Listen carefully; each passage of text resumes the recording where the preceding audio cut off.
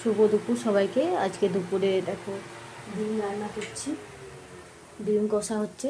এদিকে তার জন্য ডিমগুলো প্রথমে ভেজে তুলে রেখেছি, আলু ভেজে তুলে রেখেছি। আর এদিকে মশলার মধ্যে আছে আদা বাটা, রসুন বাটা, আর এটা হচ্ছে গুঁড়ো মশলা বাটা, আর এটা গোটা মশলা বাটা। আর এদিকে আছে টমেটো পিউরি, টমেটো আর কাঁচা লঙ্কা, আর একটা ডিম ভেজে দিয়েছি তুলবো। আর এদিকে দেখো পেঁয়াজ ভাজতে দিয়েছি, পেঁয়াজ রসুন বাটাটা দিয়ে দিচ্ছি। রসুন বাটাটা দিয়ে একটু ভালো করে ভাজবো।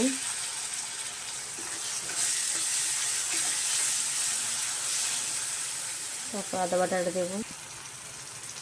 দেখো আদা বাটাটাও দিয়ে দিয়েছি।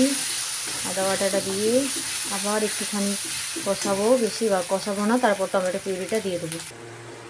এই দেখো টমেটোটা দিয়ে দিলাম, টমেটো পিউরিটা। এবার একটু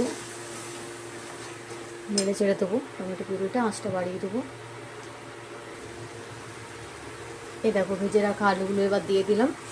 এবার ভেজে রাখা আলুগুলো দিয়ে যতক্ষণ না মশলাটা থেকে তেল ছাড়বে, দেখো এই মশলা থেকে যতক্ষণ না তেল ছাড়বে ততক্ষণ আমি এটাকে কষাতে থাকবো।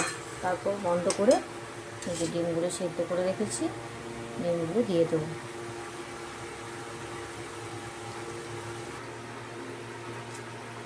এই দেখো ডিমটা হয়ে গেছে কষানো। এবার সব ডিমগুলো একে একে ঢেলে দিচ্ছি।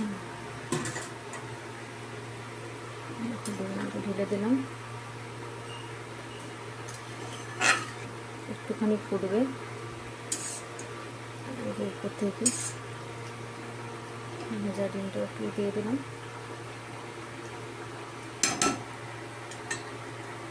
ডিম কষা রেডি হয়ে গেল আজকে রান্না। তোমরা এরকমভাবে রেসিপিটা ট্রাই করে দেখতে পারো, খুব খেতে ভালো লাগবে।